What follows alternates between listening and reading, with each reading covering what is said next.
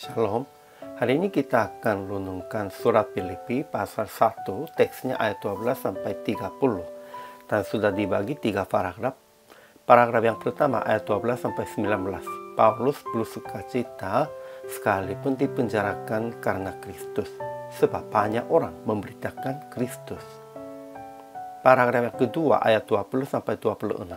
Bagi Paulus, hidup adalah Kristus dan mati adalah keuntungan. Tetapi lebih perlu untuk tinggal di dunia ini karena jemaat-jemaat. Paragraf yang ketiga ayat 27 sampai 30. Hendaklah hidupmu berpadanan dengan Injil Kristus. Ingatlah kamu dikaruniakan bukan saja untuk percaya kepada Kristus, melainkan juga untuk menderita untuk Dia. Kesimpulannya, Paulus bersukacita sekalipun dipenjarakan karena Kristus, dan dia mengaku bahwa ia menyebabkan kemajuan Injil. Menurut Paulus, banyak orang memberitakan Kristus. Ada orang-orang berani berkata tentang firman Allah dengan tidak takut, tetapi juga ada beberapa orang yang memberitakan Injil untuk memperberat beban Paulus dalam penjara. Bagi Paulus, hidup adalah Kristus dan mati adalah keuntungan.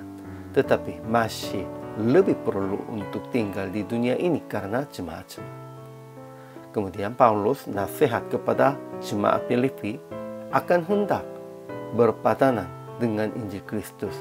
Dan ingat, mereka dikaruniakan bukan saja untuk percaya kepada Kristus, melainkan juga untuk menderita untuk Dia. Ajaran tentang Allahnya, pertama, Roh Yesus Kristus menolong kita dan menyelamatkan dari kesusahan. Kedua, Kristus dimuliakan di dalam tubuh kita, baik oleh hidup kita maupun oleh mati kita. Kita harus hidup dan mati untuk kemuliaan Tuhan. Itu sajanya. Ketiga, Allah mengaruniakan kita baik untuk percaya kepada Kristus maupun untuk menderita untuk Dia.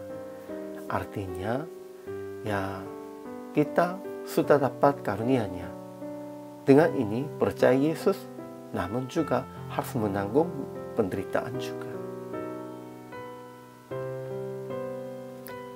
Ajaran tentang manusianya. Pertama, Paulus yang di dalam penjara bersukacita karena banyak orang memberitakan Injil dan dia yakin akan diselamatkan oleh pertolongan Roh. Menurut Paulus, bagi diri sendirinya lebih untung mati, tetapi masih akan tinggal di dunia ini untuk jemaat-jemaat. Paulus sudah mengakunya, hanya lebih mementingkannya kemajuan Injil dan lebih mementingkannya daripada sendiri tentang jemaat. Kedua, ada banyak orang memberitakan Kristus dengan berani berkata tentang firman Allah dengan tidak takut karena Paulus. Tetapi juga ada beberapa orang yang memberitakan Injil untuk memperberat beban Paulus dalam penjara. Memang mereka akan menanggung tentang pikiran dan perbuatan yang salahnya itu.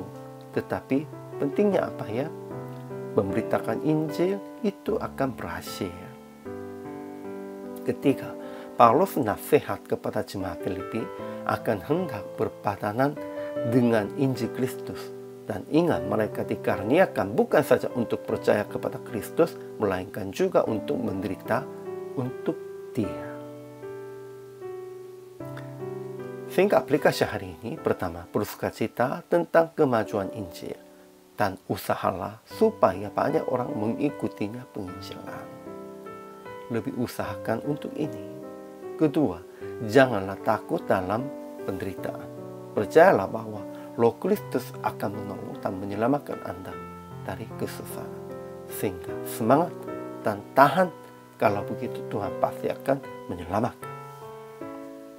Ketiga, menjelaskan kepada saudara seiman, ada karunia dari Tuhan, tetapi orang percaya juga akan mengalami penderitaan.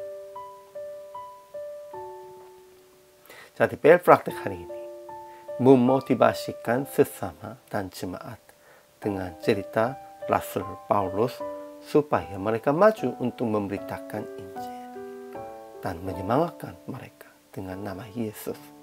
Di dalam Yesus Kristus kita harus memberitakan Injil. Sekalipun datang penderitaan, kita harus kokoh karena Roh Kudus akan menolong.